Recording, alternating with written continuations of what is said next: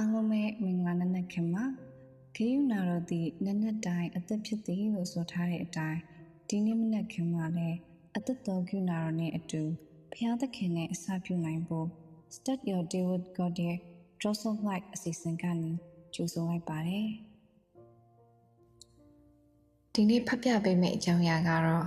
ချစ်ခြင်းမေတ္တာသည်ကြောင်းရွံ့ခြင်းကိုပယ်ရှားသည်ဆိုတဲ့အကြောင်းအရာလေးပဲဖြစ်ပါတယ်။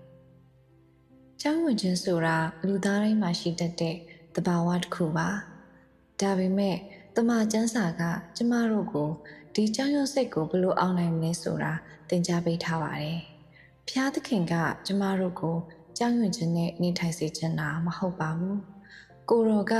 ငြိမ်သက်ခြင်းနဲ့လွတ်လပ်ခြင်းကိုပေးဖို့အမြဲအသင့်ရှိနေပါတယ်။တမန်ကျမ်းစာအရကြောင်းရွံ့ခြင်းရဲ့အရင်းမြစ်တစ်ခုကအပြစ်ဖြစ်ပါတယ်။အာရန်နဲ့အေဝါဟာဖျားသခင်ရဲ့အမိန့်ကိုမနာခံတဲ့အခါမှာသူတို့ဟာရှက်ကြောက်ခြင်းနဲ့ကြောက်ရွံ့ခြင်းကိုစတင်ခံစားခဲ့ရပါတယ်။ဒါအပြင်လောကမှာဖြစ်ပေါ်နေတဲ့ဆိုးရတဲ့အရာတွေမရေရာမတိချမှုတွေအနာဂတ်ပေါ်စိုးရိမ်ပူပန်မှုတွေကလည်းကြောက်ရွံ့ခြင်းကိုဖြစ်ပေါ်စေပါတယ်။ဖျားသခင်ရဲ့နှုတ်ကပတ်တော်မှာ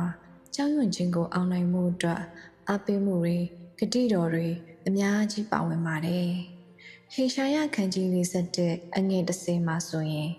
မစိုးရိမ်နဲ့ငါသည်တင့်ပတ်မှရှိ၏မကြောက်နဲ့သင်၏ဖျားသခင်ကသည်တင့်ကိုခိုင်ခန့်စေမည်တင့်ကိုစောင့်မမည်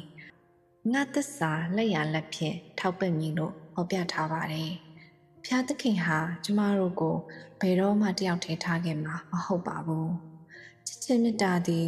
ကြောက်ရွံ့ခြင်းကိုပယ်ရှားသည်ဆိုတဲ့အကြောင်းကိုရှင်ယောဟန်ဩဝါဒပထမဆောင်အခန်းကြီးလေးအငယ်18မှာဆိုရင်ချစ်ခြင်းမေတ္တာသည်ကြောက်ခြင်းတန်ဝင်ကနှင့်မပေါင်းနိုင်ရာ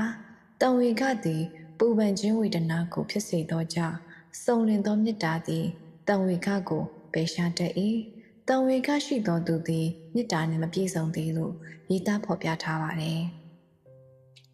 ဖျားသခင်ရဲ့ပြည့်စုံတဲ့ချစ်ခြင်းမေတ္တာကိုနားလည်ပြီးလက်ခံတဲ့အခါကြောက်ရွံ့ခြင်းတွေ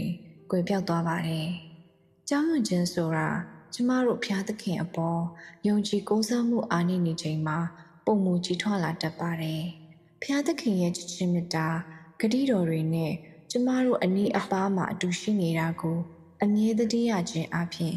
ကြောက်ရွံ့စိတ်ကိုအောင်နိုင်ပြီးငြိမ်သက်ခြင်းနဲ့ပြည့်စုံတဲ့ဘဝနဲ့ရှင်သန်နိုင်ပါတယ်။ဖျားသခင်ရဲ့စုံလင်တဲ့ချစ်ခြင်းမေတ္တာဟာ